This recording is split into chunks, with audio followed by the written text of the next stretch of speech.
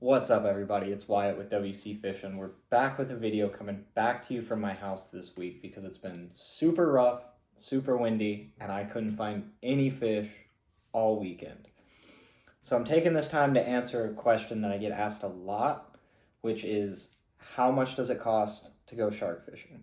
We're going to run under the assumptions that one, you mean land-based shark fishing for big fish.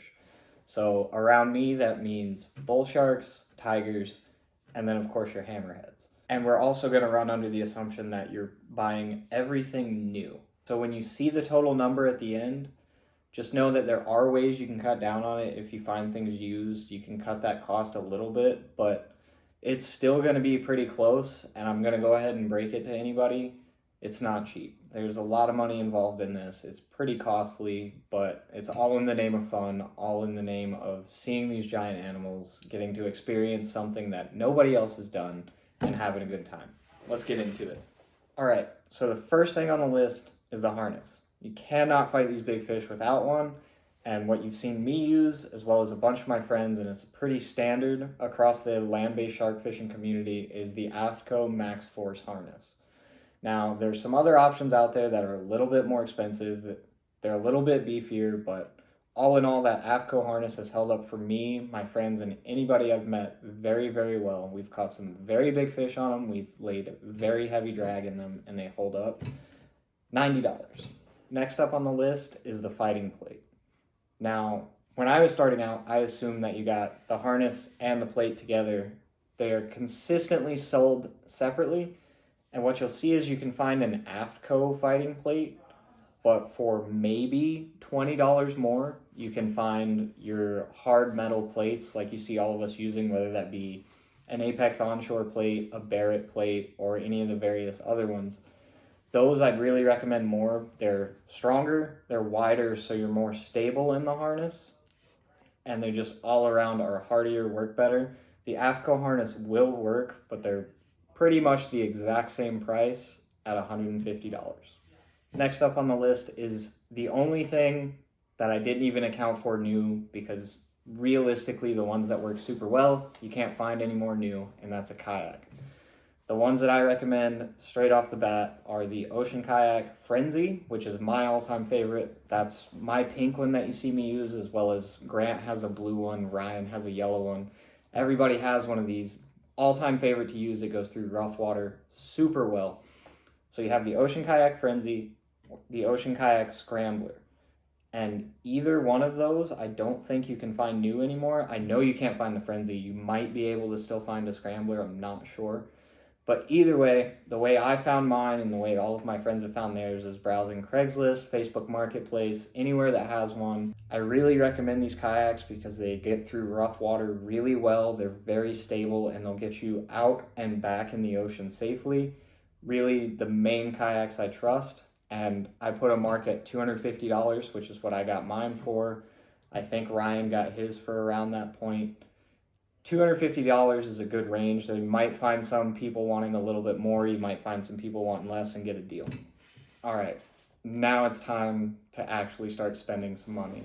So the next thing on the list is a rod, and there's countless rods to choose from. There's a whole bunch of options out there. But before you go out looking, I want to make sure you have a couple qualifications lined out before you go do it. The main one is the line class. You want at least 130 pound at the maximum. So what I mean by that is there's a lot of rods that are an 80 to 130 pound class weight. Those are perfect for shark fishing. Any 80 to 130 has enough backbone that it can hold and support the drag that you're putting at it. But there's some other rods out there that are, say, 60 to 200, and then there's also 130 to unlimited. As long as anywhere on the line class for that rod covers right around that 130 pound mark, that's a very good indicator that it can hold up to the drag you're putting out, hold up to these big sharks, make sure it's not going to bend too light and kill all the power you have, or worse, break on you. If you're looking at a brand new rod in that 130 pound area, it's just about anywhere gonna run you $500. Next one is probably the most important, which is the reel. I've talked about this in a video before when I was going over all the gear that you need to go onto the beach. An 80 wide is bare minimum. I can't stress this enough. You can't replace it with a Senator. You can't go smaller than that. A 80 wide is what you need if you're in range for these big, big fish. So I run a Tiagra. There's a bunch of people that run Makairas. There's Avid TRXs, EXWs. There's a whole list of 80 wide reels and bigger being the 130s. They're all priced right around the same point, which if you want to buy one new is $900.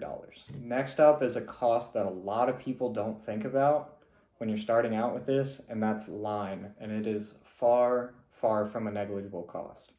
We're running anywhere from 150 to 200 pound braid, and when you have these 80 wides, you can pack 1,100, 1,200 yards on them, and that gets very, very costly. So real quick, you start with that, and as you fish, you're gonna get swam through. It's just inevitable, it's part of the sport, and sharks and mackerel and anything else will run into your braid when it's out in the water, break it off, you'll have to reel up, put new top shot on, and you have less line on your reel. So this is a cost that keeps happening. I've had to respool my reel twice in a year, and I'm coming up on the first time this year very, very soon. I'm about one swim through away from having to fully empty the reel and start fresh. And a spool of line to respool just your reel is going to run you right around $300. Getting into more costs that are consistent with how many times you go is rigs. Now, I'm sure there's a lot of people suggesting that you can make your own rigs, which that's 100% viable, you can.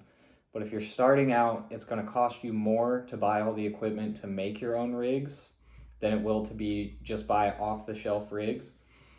So I'm going to go on that side, and that's what I do. I buy Apex Onshore 45 XHD leaders. They're my favorite to use. I've never had a problem with them. They hold up great. Those are $25 a piece, and I'm going to run under the assumption that you have 3. You don't want to show up with just one rig, paddle your bait out, drop, come back in, only to find out as soon as the kayak hits the sand that you get a swim through, your braid breaks, you lose your mono, you lose your rig, you're done for the night. So all you did was paddle out, paddle back, wear yourself out, and there's no chance of you catching a fish.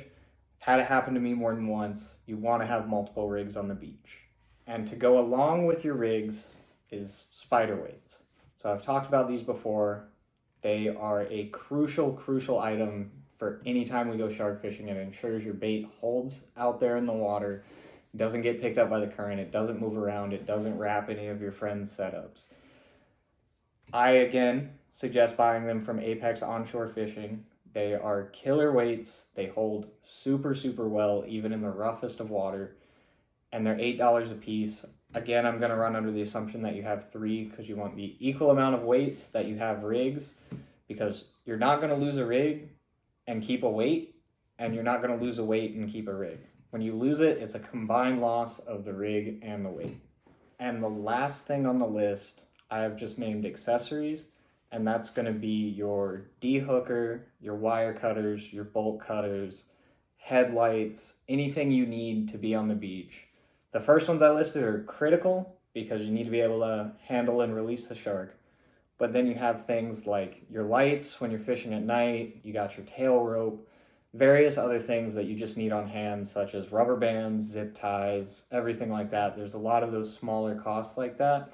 And combined, I'm throwing it all together and I'm going to call it right around $200, which is, when I went over it in my head, about right for me. Someone may have done it for cheaper, somebody might have spent more, but that $200 feels about right for all the accessories, the unforeseen costs. And that covers everything on the list. That's what you need if you want to go shark fishing on the beach. That's how much it's really going to cost you. And our grand total combined is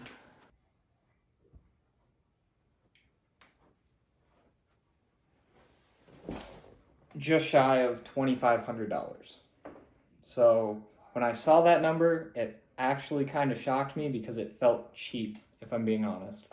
I went through everything, I double-checked prices. That's pretty accurate for everything that's going to cost you. The only thing is, continuously doing this sport gets very expensive because you have costs like line, and you never know how the sharks are going to behave. If you get swam through a lot, it's going to cost you a lot more the more you go, as long as that keeps happening. You have rigs, weights, you're always going to lose some. You may lose hooks on a fish if you cut the leader on it. There's a whole lot of costs involved with doing this and then continuing to do it, but there is a shocking amount of upfront cost. I run under the assumption anytime I go, it's going to cost me $60, and that's excluding gas. So I'll factor in a cheap meal to pick up and bring down there, the chance of losing a rig, weight, line, everything else. I assume $60. There's some days that I get by, I keep everything, don't lose anything, and I'm just out my food for the day. And then there's some days I get swam through so deep I have to fully re-spool my reel, and it cost me $450. So there's a wide range of doing this, and it's very important to note that if you're serious about wanting to do this, I just want to make sure you guys know that to do it and do it properly, it does cost a little bit of money. It's not as cheap as most of your other forms of fishing. I really hope this helps. I hope it gave you an idea if you were considering it, helps you plan for it and, get out, get those big sharks. If you guys enjoyed this video, let me know. If you disagree with me on anything that I've listed, please comment below. Let me know what you think.